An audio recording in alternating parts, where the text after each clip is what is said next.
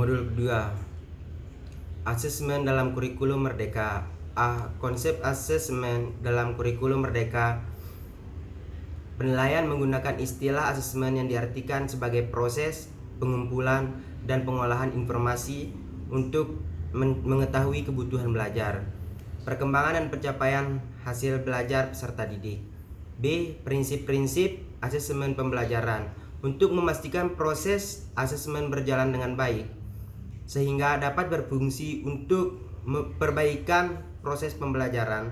Dan ada beberapa prinsip asesmen yang harus diperhatikan, yaitu pertama, asesmen merupakan bagian terpadu dari proses pembelajaran, fasilitas pembelajaran, dan penyediaan informasi yang holistik sebagai umpan balik untuk peserta didik dan orang tua atau wali agar dapat memadu mereka dalam menentukan strategi pembelajaran selanjutnya.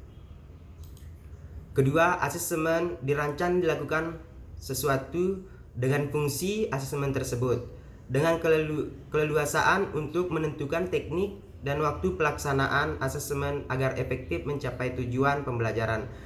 Yang ketiga, asesmen dirancang secara adil, profesional, valid, dan dapat dipercaya atau reliable untuk menjelaskan kemajuan belajar, menentukan keputusan tentang langkah dan sebagai dasar untuk menyusun program pembelajaran yang sesuai selanjutnya.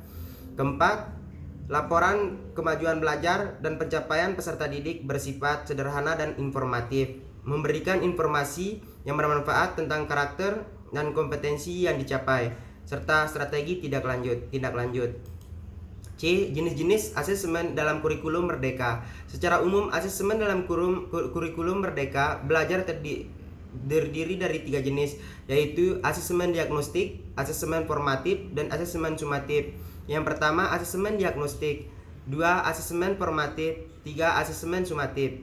D. Merencanakan asesmen pembelajaran. Apabila pendidik menggunakan modul ajar yang disediakan, maka ia tidak perlu membuat perencanaan asesmen. Namun, bagi pendidik yang mengembangkan diri, rencana pelaksanaan pembelajaran dan modul ajar, maka dia perlu merencanakan asesmen formatif yang akan digunakan.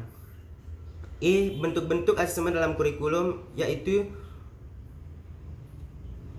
asesmen formatif maupun sumatif, terbagi kepada 2 bentuk, yaitu tertulis dan tidak tertulis. Penyusunan instrumen penilaian. Dari beberapa bentuk asesmen di atas, berikut ini adalah proses penyusunan instrumennya.